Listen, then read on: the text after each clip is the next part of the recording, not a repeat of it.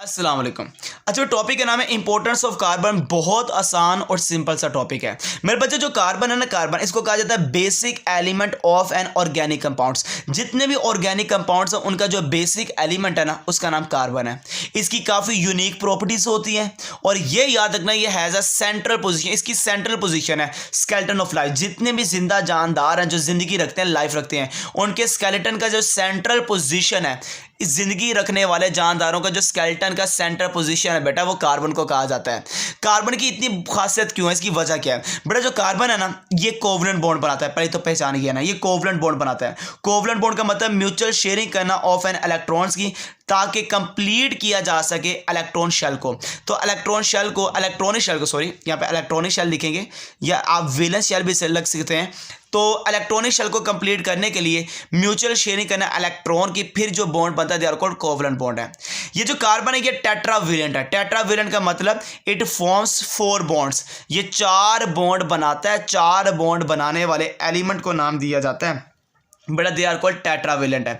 तो ये 4 बॉन्ड बनाता है विद अदर एटम, दूसरे एटम के साथ 4 बॉन्ड बनाने वाला आज स्टडी करने लगे हैं, जिसको टेट्रावेलेंट कहते हैं। दे आर कॉल्ड कार्बन है। ये देख सकते हैं, ये जो कार्बन है इसके 4 बॉन्ड, एक ऊपर बना दिया, एक इधर बना दिया, एक इधर बना दिया, एक इधर बना दिया, और हर बॉन्ड का दूसरे बॉन्ड के साथ एक एंगल है। ये देख लें, 90 का एंगल, 90 का एंगल, 90 का और 90 का। हर एक बॉन्ड का दूसरे के साथ एक प्रॉपर एंगल बन रहा है और एक मखसूस शक्ल बन रही है, और इस शक्ल को नाम देते हैं, इस स्ट्रक्चर को नाम देते हैं टेट्राहेड्रन। मतलब कि arrangement of 4 bonds symmetrically, proper shape है, पूरी सिमेट्री है in tetrahedron. It gives stability to configuration. ये जो स्ट्रक्चर बना, कॉन्फ़िगरेशन बना है, इसको स्टेबिलिटी देने के लिए सारे के सारे जो 4 बॉन्ड्स हैं ये सिमेट्रिकली अरेंज होते हैं एक स्ट्रक्चर के अंदर, और इस स्ट्रक्चर को नाम देते हैं दे आर कॉल्ड टेट्राहेड्रन है। अब आपके पास जो कार्बन है ये फॉर्म्स करता है डिफरेंट स्ट्रक्चर। ये डिफरेंट स्ट्रक्चर बनाता है। ये देख रहे हैं, स्ट्रेट चेन बना सकता है, ये स्ट्रेट चेन है। ये ब्रांच भी बना सकता है और ये साइक्लिक स्ट्रक्चर भी बना सकता है। मतलब कि हर तरह का स्ट्रक्चर बनाने की जो खासियत है वो सिर्फ और सिर्फ कार्बन के पास है। स्ट्रेट चेन बनाना, ब्रांच चेन बनाना, रिंग स्ट्रक्चर बनाना, ये आपको सिर्फ और सिर्फ कहाँ पे नजर आता है बेटा? किस एलिमेंट के अंदर नजर आता है? कार्बन के अंदर।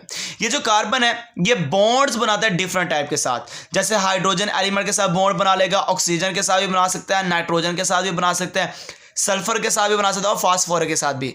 अगर कार्बन हाइड्रोजन के साथ जुड़ता है तो कहते हैं कार्बन हाइड्रोजन बॉन्ड कहा जाता है। और ये सोर्स ऑफ एनर्जी है, केमिकल एनर्जी का जो सोर्स होता है हमारी बॉडी के अंदर, सोर्स ऑफ एनर्जी वो ये बॉन्ड है कार्बन और हाइड्रोजन का।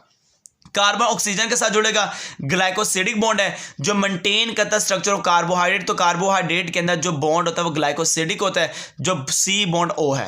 सी बॉन्ड एन को कहा जाता है पेप्टाइड बॉन्ड है। ये प्रेजेंट होता है इन बिटवीन अमाइनो एसिड्स। तो अमाइनो एसिड्स के इन बिटवीन वाले का नाम है पेप्टाइड बॉन्ड, जो सी बॉन्ड एन है। सी एस बॉन्ड है, कार्बन सल्फाइड बॉन्ड है, जो प्रेजेंट होता है इन बिटवीन प्रोटीन्स। तो प्रोटीन्स के अंदर जो मौजूद होता है कार्बन सल्फाइड बॉन्ड भी है, जो सी एस होता है। सी पी बॉन्ड, इसका नाम है फॉस्फोडाइईस्टर बॉन्ड है। फॉस्फोडाइईस्टर बॉन्ड है जो प्रेजेंट होता है न्यूक्लिक एसिड के अंदर, जो कि डीएनए और आरएनए है। तो सीपी का मतलब फॉस्फोडाइईस्टर बॉन्ड है। तो इसका मतलब जो कार्बन है वो डिफरेंट एटम के साथ जुड़ने की खासियत रखता है। जैसे सी बॉन्ड एच आ गया, सी बॉन्ड ओ आ गया, सी बॉन्ड एन आ गया, सी बॉन्ड एस आ गया और सी बॉन्ड पी आ चुका है।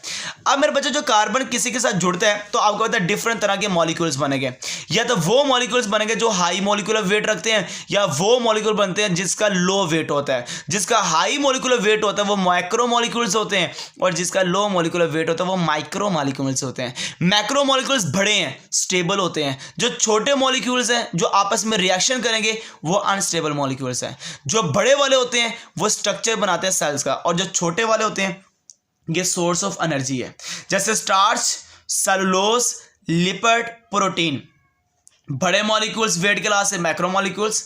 ये glucose, fatty acid, amino acid छोटे molecules, source of energy unstable, ये माइक्रो मॉलिक्यूल्स हैं। तो ये आसान सा और सिंपल सा टॉपिक था जो आपने एज इट इज ही पेपर में लिखना होता है। इंशाल्लाह आपके नंबर नहीं कटेंगे। अल्लाह हाफिज़।